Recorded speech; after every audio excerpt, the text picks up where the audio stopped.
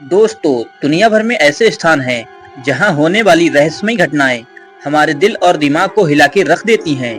लाख कोशिशों के बाद भी मनुष्य इन रहस्यों को नहीं सुलझा पाया।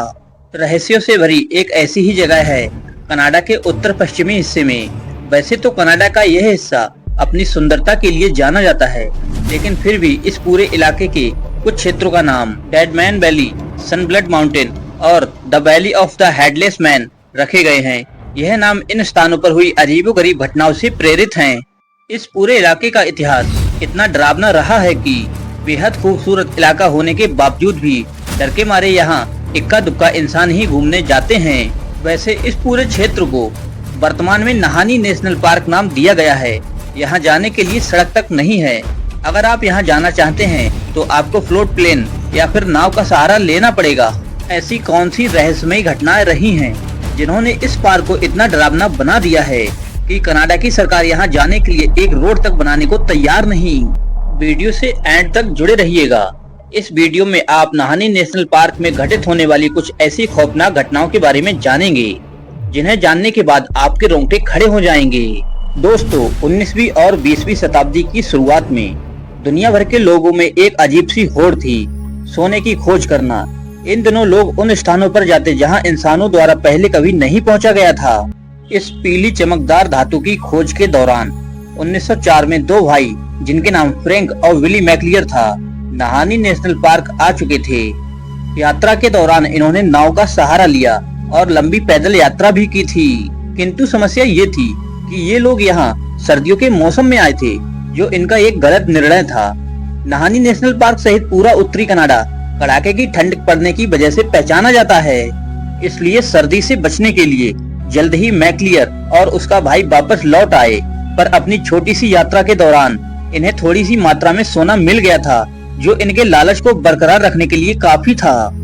यही वजह रही कि सर्दियां बीतने के बाद ये दोनों भाई एक बार फिर से इस पार्क में जा पहुँचे, लेकिन इसके बाद इन दोनों भाइयों को फिर कभी नहीं देखा गया और न ही लौटकर अपने घर को आए।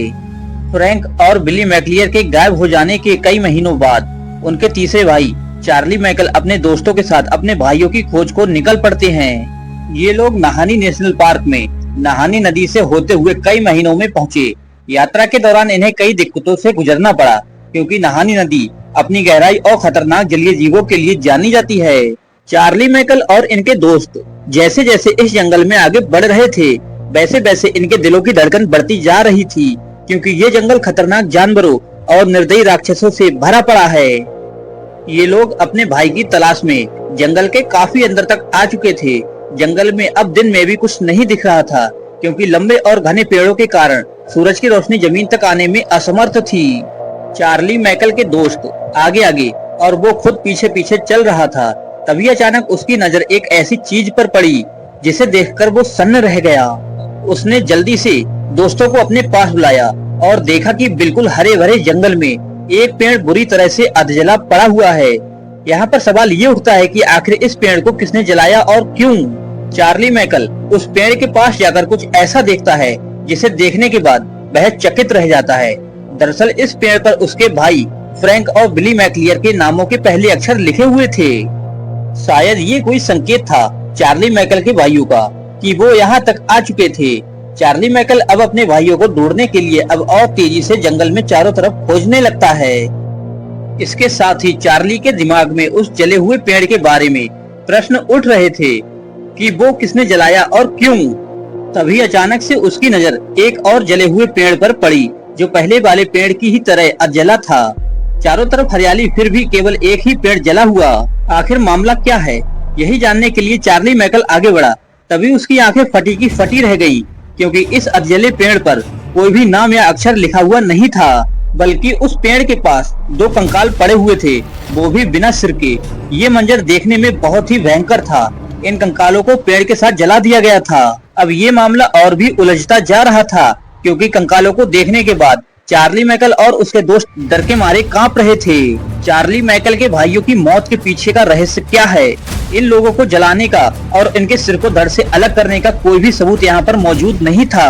क्या ये किसी खूंखार जानवर या आदमखोर या फिर किसी राक्षस का काम है? मैंने आपको पहले ही बता दिया था कि नहानी नेशनल पार्क एक रहस्यमयी जंगल है। यहाँ पर जाने के बाद कोई भी जिंदा नहीं बच सका और जो इन लोगों की खोज में गए उनको बस अपने साथियों की लाशें मिली, वो भी बिना सिर की। ठीक इसी प्रकार की घटनाएं उन सभी के साथ घटी जो भी इस जंगल में सोने की तलाश में गए।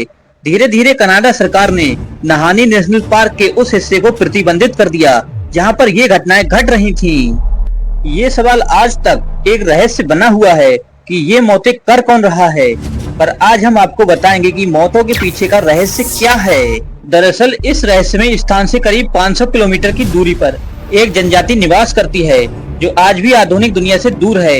ये जनजाति डेने पीपल या डीन पीपल है और पूरा नहानी नेशनल जंगल इनके पूर्वजों का ही है।